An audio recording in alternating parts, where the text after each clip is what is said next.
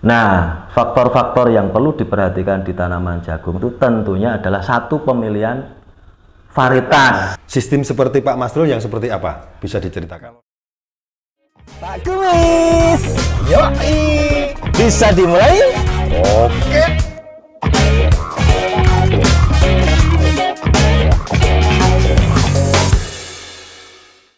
Halo sahabat visi, bagaimana kabarnya hari ini? Semoga selalu dalam keadaan sehat dan tetap semangat. Assalamualaikum warahmatullahi wabarakatuh. Jumpa lagi dengan saya Pak Kumis, tentunya dalam acara kesayangan kita P3K, Podcast Pojok Pak Kumis. Sahabat visi, PT Bisi Internasional Tbk yang lebih kita kenal dengan sebutan Bisi merupakan produsen benih jagung hibrida terbesar di Indonesia. Sebagai produsen benih jagung hibrida terbesar, Bisi terus berinovasi untuk menghasilkan produk-produk benih jagung berkualitas sehingga bisa memberikan kelebihan, keuntungan yang lebih bagi para petani jagung khususnya.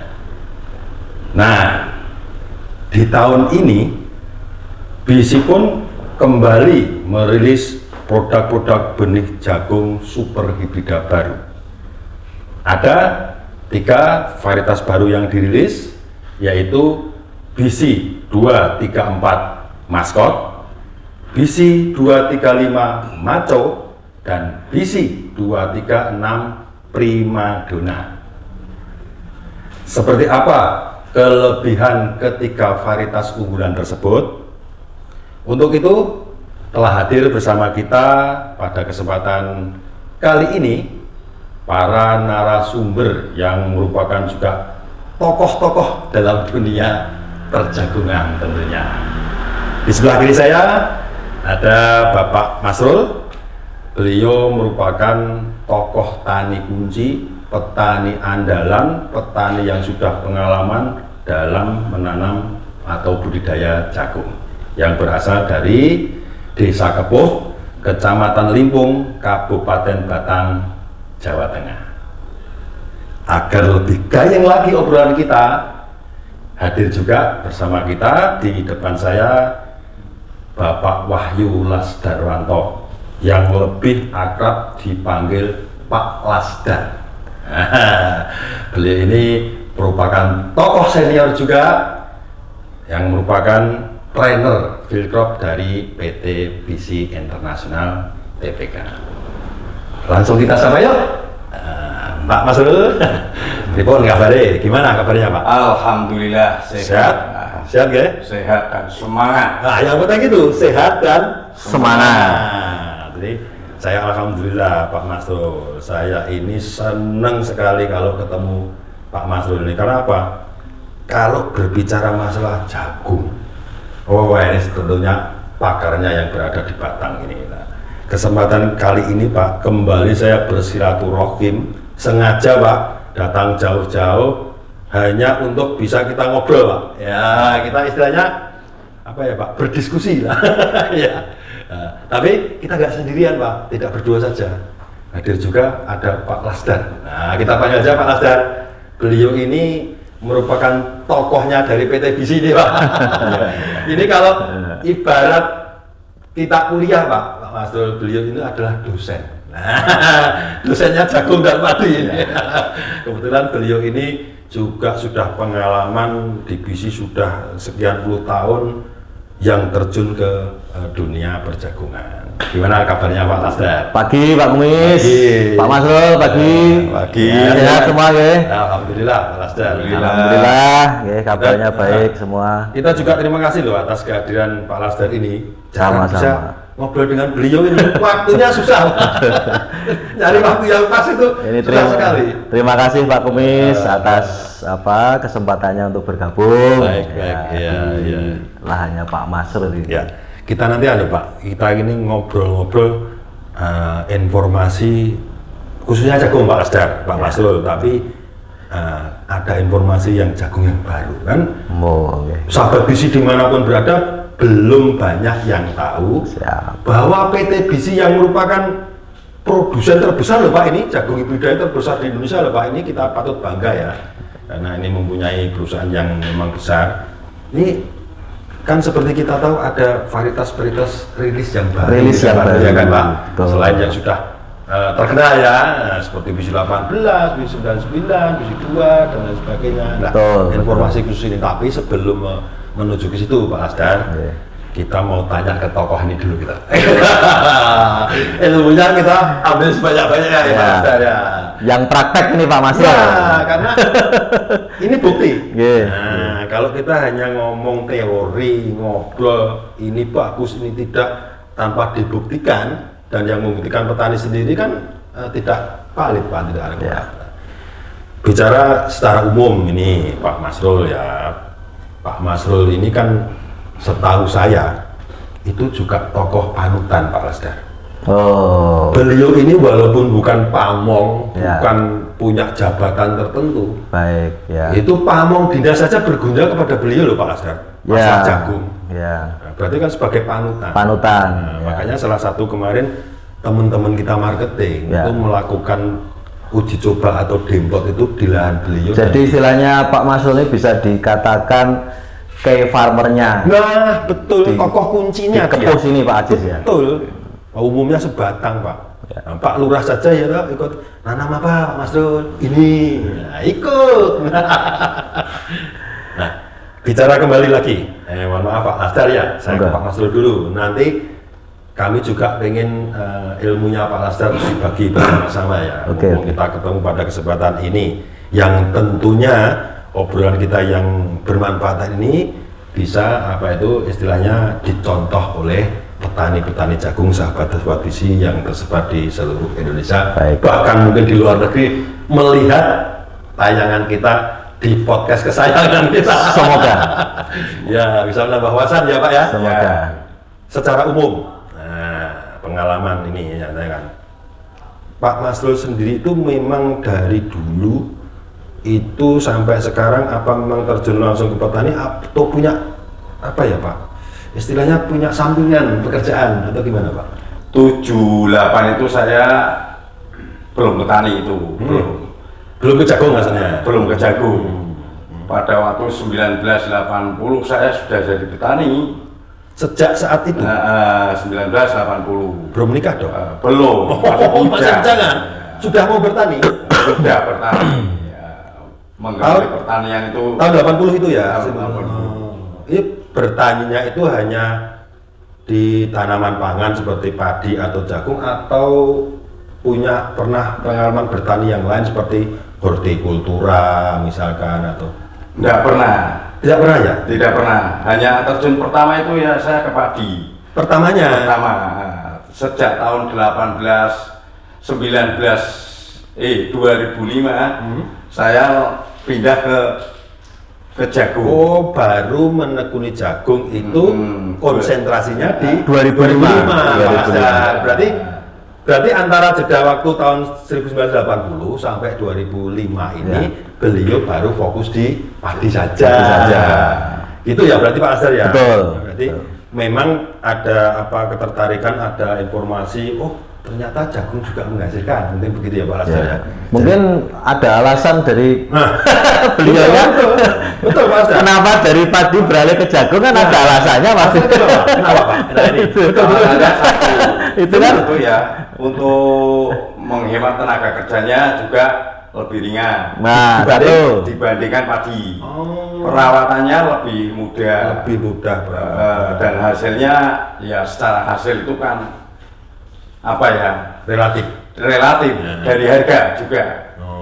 Kalau pada waktu itu harga jagung itu di bawah 3.500, itu ya memang ya pada waktu itu ya masih bagus. Tapi untuk sekarang kan antara jagung dan padi kan hasilnya lebih bagus jagung. Biaya operasionalnya lebih sedikit. Ternyata begitu. Nikah tahun berapa nikah? Nikahnya tahun berapa? Tahun 86. Oh gini Pak Ajis, saya curiga ini Pak Kumis. Jadi 1980 padi, yeah. Masih Joko. Bujangan. Belum pinter. Belum pinter. Setelah nikah ada kebutuhan, kecerdasannya meningkat, sehingga mencari komoditas yang lebih menguntungkan. Jagung. Karena kalau nikah itu sudah membutuhkan jagung juga kan. Barangkali seperti itu. Ya. Sampai itu kan jagung itu kan pemasarannya lebih gampang. Oh, lebih mudah. Ya. Lanjut. Oke, ya. Kembali lagi nih sebelum saya ke Pak Lasdar nih, kita saya mau mengulik banyak dari tokoh kita satu ini ya.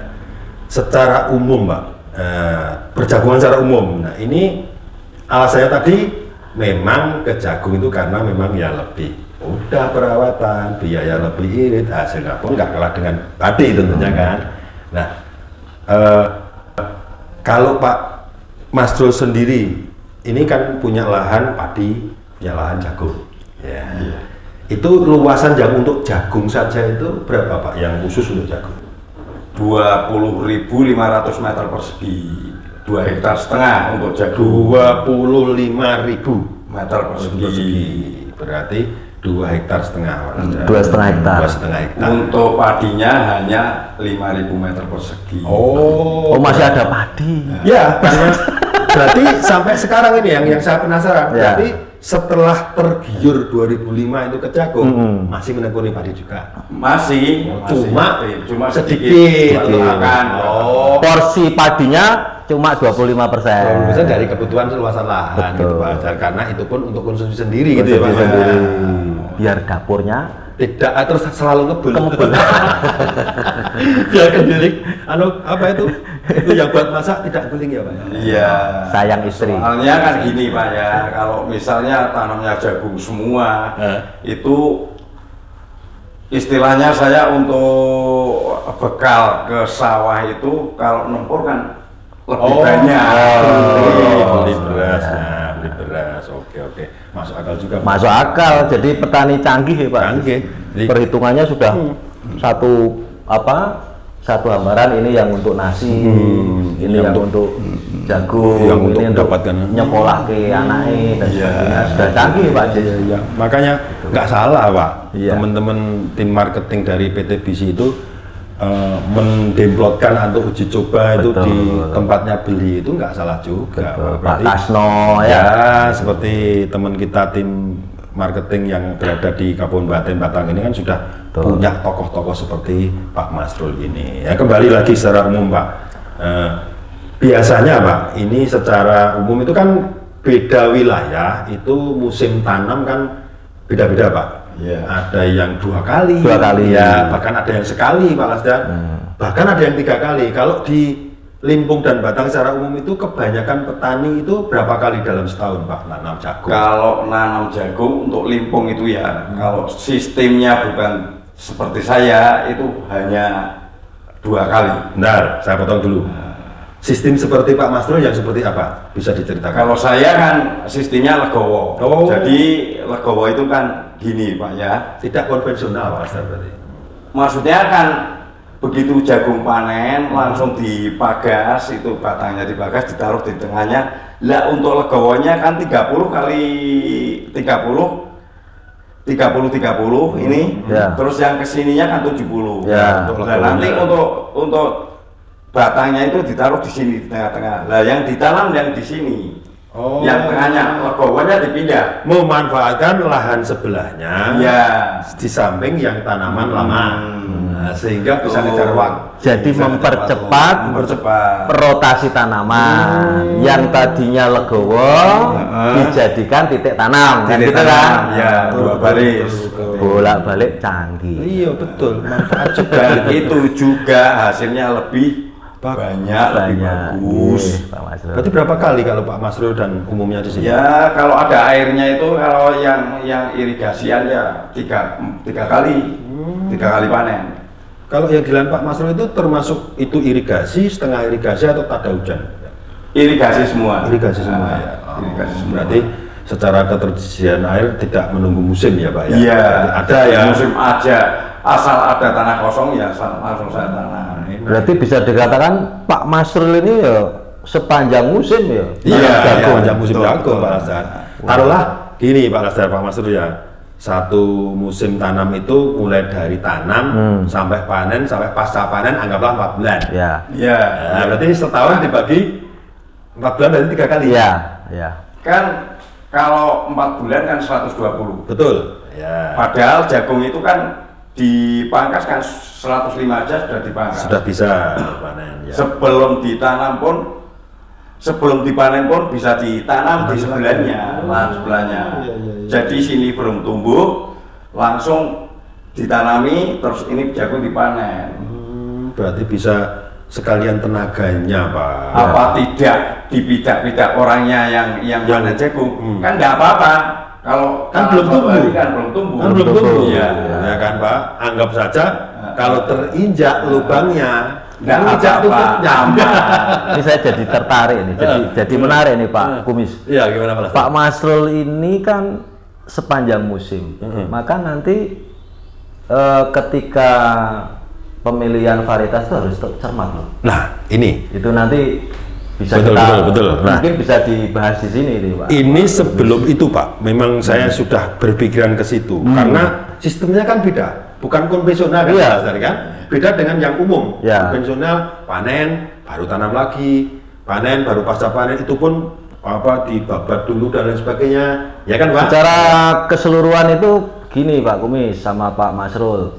Dalam 1 tahun itu kan mesti mulainya kalau kita bicara musim penghujan, itu kan mesti September, Oktober. Ya, ber ya. Ber kan itu kan.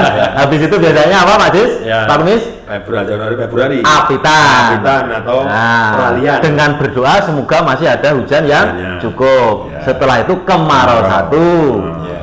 Nah kalau Pak Masrul punya irigasi, berarti kan ada kemarau satu, Kemarau dua. nyambung lagi, penghujan lagi. Jangan-jangan Pak Ya, toh? Lasdar, dengan sistemnya seperti yang diinfokan Pak Masrul tadi bisa jadi dalam setahun itu 4 kali. Betul, Ya kan Pak? betul. Ini belum dipanen, sudah ditanam sambil manen Nah. dengan tanah sebelahnya, ngejar musim kan? Betul. 100-105 hari sudah bisa dipanen kan Pak, gitu secara umum. Ya. Ya bisa Oke. jadi. Berarti Pak ya, saya tertariknya ini apa? Malah mengkhawatirkan jika petani ini dalam menanam jagung itu jagung semuanya masuk karena dengan sistem ini. Ya. Takutnya mereka itu tidak kuat dengan sistem jagung. Iya, iya. Budidaya seperti ini. Iya, ya Pak Kumis. Itu ya Pak Masrul ya. Berarti Ya. menurut Pak Masrul pemilihan varietas itu sangat menentukan ya Pak. Sangat menentukan sekali. Dan juga saya dulu itu saya kalau nanam jagung itu ya acak-acakan asal-asalan. Tapi sekarang ya sudah saya istilahnya sudah saya banding-bandingkan antara ini yang tahan bule apa, yang tahan busuk batang apa, yang banyak simpingnya apa. Itu kan pengaruh juga. Simping itu kamplok kempit. kempit. Ya, Bahasanya orang ada kamplok. Kamplok. Siwil. Siwil. Lebih dikenal Katek. Katek. Kalau di Pokoknya- sini kempit. Pokoknya yang nempel di utama, Di jagung, jagung ya, utama. jagung utama. Nah, berarti nempel gitu ya Pak, ada nempelnya gini kecil gitu ya. Ya. Dan itu di tongkol atas Pak Cis biasanya. Itu ya di tonggol utama ya Pak. Itu pengaruh besar sih. Pengaruh besar ya, Di Pak? samping itu kalau buang itu kan perlu biaya ya. Betul. Per hektar itu paling minimal itu buang simping itu ya per hektar itu 300-an ribu. 300.000. 3 jutaan. Buang siwilnya tadi ya. Satu hektar itu 3 jutaan. Buang waktu. 300.000 atau 3 juta Pak? 3 juta kalau 1 hektar. 1 hektarnya. Satu rakit itu biasanya per 1000 meter persegi itu kalau buang itu 300. itu 300-an. Kali 10 Pak. Wih. Tenaga. Iya. Gitu loh. Berarti kalau tipe jagung atau jenis jagung atau varietas jagung yang ada simping bahasa sini atau siwilnya Atau kempit. itu Iya. berarti sangat merugikan ya Pak ya. Sangat merugikan. Mungkin ini Untuk- salah satu itu. Karena saya kan pakainya kan tenaga orang sih ya. Ya betul. Jadi itu kan ayo 2,5 hektar semua Pak. kan ada perhitungannya. Betul. Secara analisa usaha tani ya Pak. Iya. Jadi salah satu faktor Pak Masrul mungkin senang terhadap varietas yang ditanam ini adalah varietas yang tidak berpotensi keluar kembel. Iya. Sekarang ke Pak Lasdar, Pak, sehubungan dengan ini Pak Lasdar, yang ingin saya tahu karena Pak Lasdar itu juga sangat berpengalaman, kemudian tahu secara sebelum ke genetik Pak, yang ingin saya tahu, misalkan ada petani seperti Pak Masrul dan lain-lainnya ini untuk menghasilkan yang optimal, biar tidak terkena yang seperti ini, kalau petani lakukan seperti ini, tapi secara keilmuan itu apa yang harus dilakukan petani untuk tahap awal Pak Lasdar, monggo. Baik, gini Pak Kumis, jadi menanam jagung itu sebetulnya juga merupakan satu faktor yang sangat penting adalah pengalaman. Nah, faktor-faktor yang perlu diperhatikan di tanaman jagung itu tentunya adalah satu, pemilihan varietas. Tadi ya yang dikatakan. Pemilihan varietas itu utama. Seperti Pak Masrul menginformasikan bahwa yang menjadi momok petani di sini itu kan salah satunya adalah bule tadi. Gejala atau terjangkitnya bule atau busuk batang. Ketika varietas itu sudah dipilih oleh petani di sini adalah varietas yang tahan bule, tentunya itu sudah suatu menyelamatkan dulu sejak awal.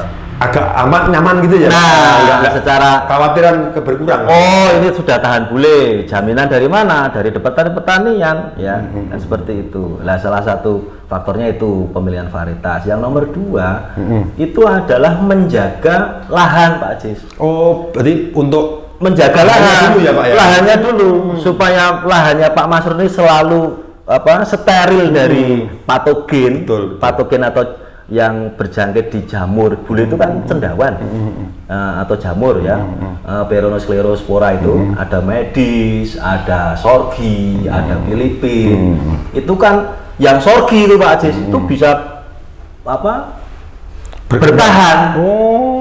Jadi misalnya habis ditanami jagung yang dulunya terkena bule, setelah tua tuh Pak Ajis, daunnya itu kan masih mengandung patogen-patogen. Betul. Itu setelah dia tua, itu bisa bersarang itu menjadi suatu kelompok organisme di situ. Berarti menemukan habitat di situ ya, Pak? Nah, itu bahayanya ketika petani jagung salah memilih varietas itu tadi. Oke. Akhirnya bersarang, Pak Haji. Itu satu ya. Itu 2, lahan. Supaya lahannya terjaga dari terjangkitnya bule, pertahankan varietas jagung yang Pak Masrul pernah nanam yang itu sudah aman dari bule. Udah ternyata terbukti. Yang terakhir Pak Masrul itu adalah kebersihan. Kebersihan lahan. Nah, rumput ya. Nah, penyiangan dan sebagainya. Drainase juga. Mengatur kelembapan, karena yang namanya jamur atau cendawan itu cepat berkembang sekali ketika kelembapan itu 90%. Jam 1 pagi. Nah, itu dini hari terbentuknya yang namanya Clanidia. Jam 4 pagi terbentuk Clanidia foam. Nah, embun tepung jam setengah 6 pagi Pak Haji, seperti kalau kita belajar dulu itu nyemprot harus setelah embun tepung dan sebagainya. Gitu ya. Itu terbentuknya spora-spora itu. Maka daun-daun yang Pak Masrul tadi bilang umur jagung 35 sampai 45 hari itu adalah masa rentannya terserang itu tadi. Bule menyerang. Kalau sudah itu tidak terkendali Pak, jangan harap jagung kita itu bisa selamat. Bisa-bisa gagal panen ya Pak. Maka satu triknya adalah pemilihan varietas yang benar. Jangan sampai lengah, jangan sampai tergiur oleh iming-iming atau bonus. Dapat kaos. Bukan kaos aja Pak. Apa lagi? Beli 2 kilo dapat cewek 1. Ini Pak Masrul nanti sampai rumah bisa berantem sama istrinya. Yang kedua, yang lebih penting adalah pertahankan sterilisasi lahan. Oke. Yang ketiga adalah jaga kondisi lingkungan bersih, aman, kelembapan jaga juga. Makanya insya Allah Sudah pinter juga Pak Lazar. Tadi beliau ini mengatakan bahwa dia pakai legowo Pak, bukan konvensional seperti biasa. Tentunya tim-tim dari marketing bisi pestisida juga baik ya Pak, Ya, Pak Ajis, benar. karena tadi disampaikan Pak Masrul ini sebagai key farmer sepertinya sudah mengenal produk ada MSI. Piroxa, itu kan Betul. lebih baru lagi dibanding yang kita punya Dulu kan Saromil rentah menjadi kebal, kita ada Demov ada beberapa lagi yang sudah kebal, kita sudah punya Piroxa. Berinovasi terus Pak. Jadi Insya Allah. kapal terbang atau PT Bisi atau PT MSI itu MSI. seperti itu Pak Masrul. Jadi kita selalu improvisasi lah ya. improvisasi dengan dasar penelitian yang ada di biotek kita. Nanti Itu selalu mengutamakan kualitas nih Pak.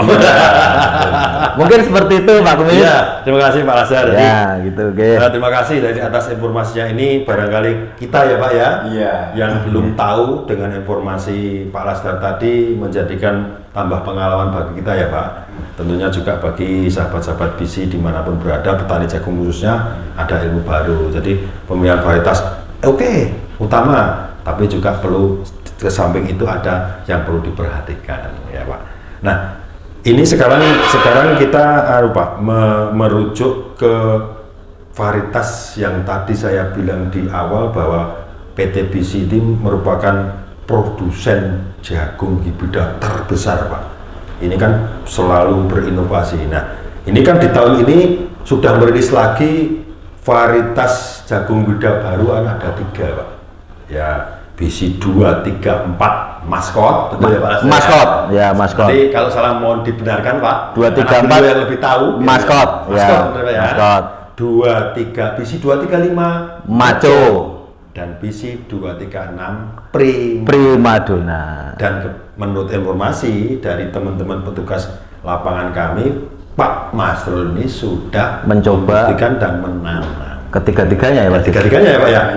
Ada di situ ya tiga-tiganya? Ada. Ada maskot, maco, primadona, ada semua ya Pak ya? Ada. Oh. Nah, kita menuju atau mengerucut ke varietas baru ini Pak. Saya pengen tahunya ini biar sahabat bisi tahu juga bahwa produk ini bagaimana sih. Oh, maskot itu gimana sih? Nah, pengalaman Pak Masrul saja. Dari maskot, maco, dan primadona ini keunggulannya Pak. Sekarang saya keunggulan dibanding dengan jagung varietas hibrida yang lain yang pernah Pak Masrul tanam gitu.